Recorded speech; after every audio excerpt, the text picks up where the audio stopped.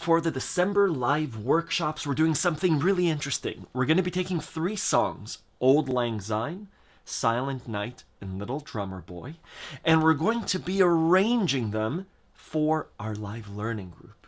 What does that mean? We'll figure the song out by ear. So we'll have a melody line.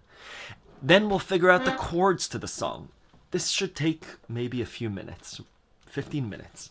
We'll then assign roles to each other and arrange the song for accordion. Who will take lead for Silent Night? Okay, who's going to take harmony? How do we figure out the harmony for Silent Night? Then, who's going to play the root note? What kind of rhythm will we choose?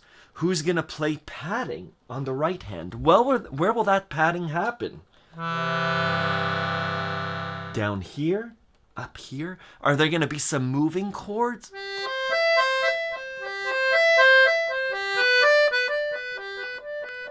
Etc. So we're going to be arranging songs. How will the song's dynamics work? Will it be a single reed here, coming up to a swell and ending small?